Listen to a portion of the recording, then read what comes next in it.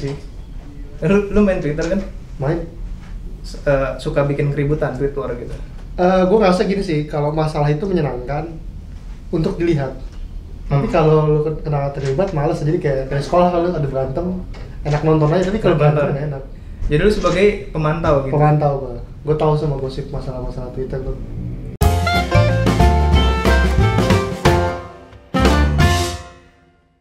Teman-teman, hari ini kita bareng orang baru nih. Lu siapa? Ini kita kayak topik kita orang kaya ya. Topik kita hari ini orang kaya, ngomongin makanan pizza gitu ya. Nah, nama gue Pai, terus apa lagi? Jurusan mungkin? Lu dulu? Oh, nama gue Pai, gue lulusan Fakultas Hukum Universitas Gadjah Mada. Sekarang gue ngajar sejarah di Zenius, dan kita hari ini mau ngomongin soal kemiskinan dan kekayaan. Kemiskinan dan kekayaan. Harusnya tadi kita biar nebak dulu, lu kan jurusannya hukum. Ini kira-kira kita hari ini bahas apa nih gitu? Hari ini, ada yang tau nggak hari ini kita bahas apa? Iya, nanti di-cut aja. Jangan lupa komentar ya. Udah tahu ya? Judul udah tahu ya. Oh ya kan udah ada judulnya nanti. Oke. Lu tadi kan main Twitter, terus sempet heboh kan orang-orang kayak Catwomanizer, gue lupa nama aslinya sih, pokoknya Andrea Gunawan yang aktivis gitu kan, sexual health aktivis gitu. Nah terus dia bilang pengen yang 250 juta gitu suaminya. Orang-orang pada marah gitu, bukan marah sih, kayak ribut gitu kan. Udah emang marah kok, gue juga marah kok. Ya itu nanti akan kita bahas, tapi banyak ya fenomena-fenomena kayak gitu yang kekayaan-kekayaan tuh kadang-kadang di luar nalar kita gitu. Kayak kasus-kasusnya dulu tuh Reno Barak sama Syahrini gitu kan, nikah yang banyak. Terus baru-baru ini Atta gitu kan sampai nyewa GBK gitu kan. Siska Kol dia bikin es krim nasi padang dengan mesin es krimnya, terus dia bilang mari kita coba. Emang semua orang punya mesin es krim gitu kan? Iya gitu. Nah gue yang menarik pas waktu itu kan kita ngobrol-ngobrol, terus lu bilang kekayaan itu salah gitu. Orang kaya itu salah. Tapi kita ini dulu, kekayaannya apa orang kayanya yang salah? Semuanya sih. Semuanya salah. Orang miskin juga salah. Orang miskin benar.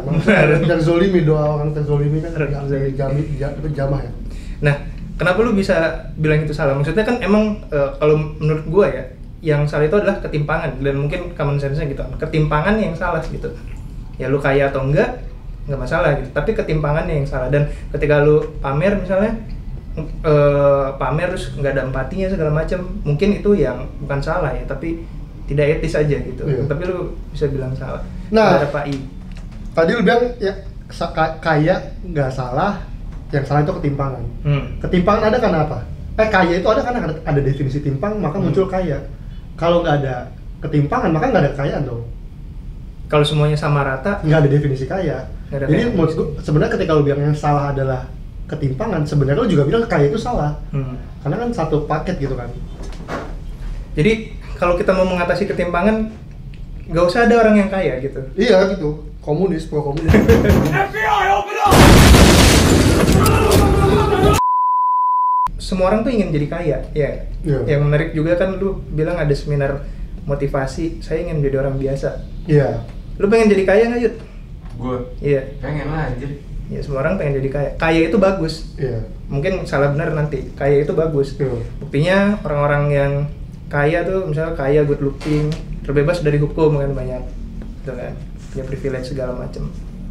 Dan bahkan di sinetron, di film tuh orang kaya tuh yang baik-baik. Yang kriminal orang miskin. Kata Nadine juga, kalau kamu jadi kaya, kamu nggak jahat. Kata siapa? Nadine Amiza. Oh iya, itu dia juga kontroversial. Enggak, dia bilangnya gini sih, karena orang miskin itu sibuk mengutuk dunia, dia bilang. Nah iya, makanya kalau kata mama harus kaya. Iya, mungkin berkecukupan. Iya. Gimana pendapat lu tentang itu? Kenapa? Orang kaya tuh baik gitu. Bukan orang kaya sih, harus jadi kaya gitu. Nah, gue sebenarnya menyaksikan orang pengen kaya tuh begini ya. Lu harus statistik ya. Berapa orang miskin di Indonesia? Itu 9%. Terus gue ngasih statistik berapa orang kaya. Tentu definisi kaya itu lebih susah didefinisikan daripada miskin, itu masalahnya. Kalau miskin kan lu nggak bisa makan misalnya gitu. Iya. Kalau kaya apa? Tapi di situ ada yang bilang 1% yang disebut kaya itu 1% masalahnya. Artinya kan 1 tambah 9 10 gitu ya. Artinya kan 10% itu kalau nggak kaya banget, antara kaya sama miskin. 90% orang biasa. Nah, gue menyaksikan seminar-seminar itu. Kenapa semua seminar itu ngomongin cara kaya, padahal cuma 1% gitu loh. Kenapa nggak ada seminar yang ngomongin soal bagaimana cara menjadi mas-mas biasa yang ya udah yang bahagia aja gitu, yang bahagia. Menjadi 90%. Karena Iya, secara 90%. statistik lebih mungkin jadi 90% pada 1%. Nah, iya, dan begonya harusnya penulis buku tuh ngomong tentang 90%, marketnya lebih besar gitu loh. Kenapa dia ngomong tentang kaya, gue goblok gitu. Dan sebenarnya gue permasalahkan gini sih, awal mula kenapa gue benci sama orang kaya dan kekayaan. Sebenarnya gue membatasi sih anak muda yang terlalu kaya sih, gue mempermasalahkan. Tadi gue kan colongan terlalu kan anak muda semua tuh. Yang apa? Yang lu sebut-sebut Atta, kemudian Age, Andrea Gunawan, you name it lah. Bapaknya Atta nggak apa-apa beli kaya? Nggak apa-apa. Menurut gue kaya terlalu miskin tuh, terlalu kaya di usia yang terlalu muda itu salah menurut gue. Karena satu, lu itu jadi tidak relate sama orang seusia lu gitu loh. Misalnya, kita kan sesama pegawai nih ya, kita sama pegawai. Pegawai 90%? Ya, kita masuk dari 90% pegawai. Kita kan, mungkin kita resah gitu, aduh pajak mahal banget nih, cicilan tiba-tiba gini segala macam. Baru gajian udah hilang. Iya, udah hilang, aduh harus bayar listrik lah segala macam. Emang keresahan gitu, tapi itulah yang membuat kita ada sense of kehangatan berwarga negara gitu, kehangatan sebagai manusia tuh gue jadi ngerti, oh yang lu rasain tuh gini, lu juga ngerti apa yang gue rasakan. Lu bayangin kalau masih muda lu gak pernah merasakan itu, lu ngomong apa yang lu bayangin. Dan gue pernah lihat ini sih, waktu konser Ed Sheeran, kalau tahu tuh ada lama, waktu itu kan konsernya yang mesen banyak tuh ya, dalam waktu 1 hari itu langsung 1 jam langsung habis. Terus gue bingung, ada yang nangis cuy, nggak dapet tiket nangis gitu. Maksud gue, itu pertama kali gue menyaksikan, ada orang nggak bisa makan, kayak nangisnya tuh, gue nggak ngerti cara berpikir orang kaya tuh kenapa nggak dapet konser Ed Sheeran nangis gitu loh. Masalahnya beda kan jadinya, problemnya usia, ya itu masalahnya terlalu kaya di usia muda tuh itu. Lu jadi nggak relate sama mayoritas orang seusia lu. Tapi cuy, bisa aja itu yang nangis adalah 90% kayak kita, dan dia ngefans sama Ed Iya Sheeran. bener sih. Bisa juga. Maksud lu mungkin contohnya kayak orang yang ketinggalan Black Friday, dia mau beli LV terus dia nangis misalnya gitu ya, atau dia mau beli mobil mewah gitu kan. Kalau Ed Sheeran mah mungkin kan bisa gitu. Atau mungkin nangis karena wifi-nya lemot pas lagi itu lemot. Iya gitu. Gue pernah lihat juga soalnya di Twitter juga ya, ada yang ngomong kayak gitu kan. Apalagi bocah-bocah SMA misalnya, yang masih ya gue abis ini gue mau kuliah terus gue kerja terus gue kaya gitu kan. Gue mau mandiri secara finansial gitu kan, secara finansial. Ya semua orang tuh kayak jalan hidupnya adalah mandiri secara finansial. Makanya sekarang banyak yang financial planning ya kayak gitu. Kenapa nggak bisa gue habis kuliah gue pengen tinggal di hutan lah. Iya kan? Maksudnya kayak gue pengen jadi naturalis. Ya bisa aja, tapi kan orang tua dan masyarakat menekan gue habis-habisan. Dan calon pasangan tidak ada yang mau juga sih. Iya gitu kan, sulit. Gue bilang gue mau bertualang ke lautan gitu. Padahal di abad yang sekarang sudah sangat canggih semuanya, wah itu kayak gue pengen bertualang. Sampai ada quotes ini, kita terlalu lambat untuk abad lautan tapi terlalu cepat buat space. Kita nggak jelas gitu. Nggak jelas gitu. Yang gue pengen omongin juga adalah jalan hidup tuh, selain punya tabungan yang banyak di bank gitu kan, kerja yang mapan, sebenarnya banyak nggak sih? Sosiolog dulu ini ngomongin bidang gue tuh dulu pada ngatai-taiin kapitalisme. Karena selain mungkin karena memang dia miskin gitu. Sosiolog itu lebih ke ini sih, gregetan karena kapitalisme ketika lu udah terjebak seitunya gitu ya, mengakar, lu nggak bisa melihat pilihan lain dalam hidup. Iya, nah itu gue pernah bahas juga tuh. Kenapa orang kaya harusnya dengan uang yang makin banyak, jenis hiburannya makin banyak dong. Tapi kenapa sama semua gitu loh, main golf, kemudian konser luar negeri, bahkan wisatanya sama gitu loh, Santorini di Itali. Kalau nggak dia mungkin Menara Eiffel gitu, terus ya sama gitu. Padahal lu bisa, lu lebih punya banyak pilihan, tapi kenapa sama semua tuh gue masih bingung. Mungkin itu juga dibahas sosiolog zaman itu kali. Iya, karena mungkin kan 1% tadi referensi lu itu jadi 1% ya. Iya. Kalau itu 90% dari yang menengah banget, yang sampai menengah, hiburan lu dari cuma sekedar di atas playover Sarbo kayak gue kan nyampe ya udah. Kalau misalnya yang kelas menengah mau ke atas tuh misalnya jalan-jalan luar negeri gitu kan, banyak sampai yang bertualang gitu kan, banyak. Saham jatuh, breeze lagi jatuh saham. Iya. Saham merah nih, merah nangis. Itu ya, maksudnya gue tuh kadang-kadang ketika orang, gue kan masuk grup saham gitu kan. Gue masuk grup saham. Masuk 1%. Kagak, gue 90%, kalau gue 90%. dikit-dikit. Cuma untuk orang-orang yang kayak wah ngomongin itu udah sehari-hari cuy. Itu duit tuh udah kayak bukan duit gitu. Ya kayak orang yang buat makan aja buat 200.000 misalnya sebulan susah atau sehari susah. Ini kayak ngeluarin 1 juta, 5 juta, 50 juta, terus kayak dia ternak duit cuy. Iya. Nah, ada, gue setuju banget apa ya. Kadang-kadang tuh yang kayak makin kayak yang miskin makin miskin kadang gitu ya. Yang kaya dia bisa ternak duit. Gitu. Iya. Yang miskin ya dia buat nambel-nambel biayanya Iya. ya kan. Tapi kadang-kadang mentalitas juga nggak sih? Mentalitas apa? Maksudnya orang miskin tuh karena faktor mentalitas gitu. Karena misalnya orang kaya nih punya duit, dia tanamin ke saham, diolah lagi gitu. Iya.